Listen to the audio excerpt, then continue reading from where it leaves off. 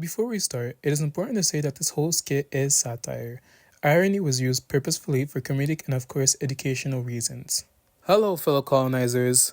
Welcome to our first online course named How to Colonize 101.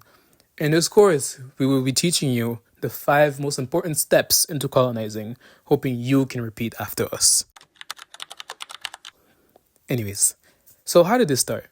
Factors of motivation include the 3 big G's: God, gold, and glory. Religion played a big role in our need to expand. As such good Christians, we obviously believe that it was our duty to spread the Christian faith across the world, because we believe that we would get rewarded for doing so. God would grant us heaven for converting the non-believers. Anyways, we also saw it as a good thing since it would prevent their poor souls from spending an eternity in hell. Fortunately, we were geographically lucky, so we were able to make some great inventions out of our own resources. However, certain resources were not available to us, so we obviously had to go and get it somewhere else. So, of course, we went and checked other continents to see what they could provide us with. We basically stole the resources to enrich our own pockets and transform them into manufactured goods. We didn't just want to show power, we needed it to make it felt. And to do that, we had to take control, not just physically, but mentally and spiritually. The sword was useful, yes, but the Bible, even better. We stated clearly that one true God was ours. Every other belief was primitive, bad, or stupid. People who never requested baptism were baptized by us.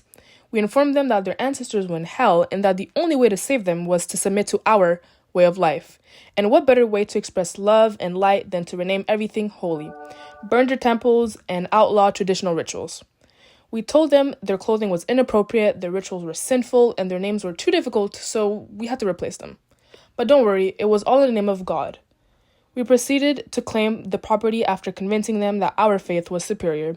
This is now ours, we declared after drawing borders on paper. If they objected, we referred to them as rebels. What if they retaliated, you might ask? We refer to them as savages. In any case, they didn't have guns and we did. So if they don't want to listen, well, you know what happens. Of course, some people questioned what we did, but of course we already had our justification ready. We are bringing civilization. My own personal favorite, we're saving souls. They were going to kill each other anyways.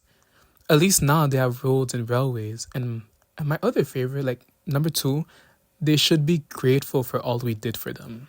Yeah. We made sure to paint ourselves as noble, generous, and wise. We even wrote poems about our burden as if ruling the world was a painful act of charity. It was actually really exhausting educating those barbaric fools, like, please. After rewriting the rules, converting the populace, and claiming the land, it was finally time to do what we came for: produce income. Gold, silver, sugar, tea, rubber, cotton, diamonds, and all other precious resources are taken from the colony and shipped all the way back home. The inhabitants, yeah, they got work. Forced, dangerous, and unpaid jobs, but we like to refer to them as laborers and not slaves because, words matter. And when all the rich land has been used for export crops causing famine in the whole country, yeah, we'll just link that to native inefficiency. We push them to believe that they should be thankful since they now have railroads to send goods out, even if they only lead to ports. This isn't even exploitation as you may think. I'd rather call it economic development. Yeah, you see the vision. Our colonies eventually grew sick of our kindness. What ungrateful people to desire independence. But you guys know we are nice people, so under our terms, we granted it. We ensured that their new regimes remained weak, divided, and reliant on us.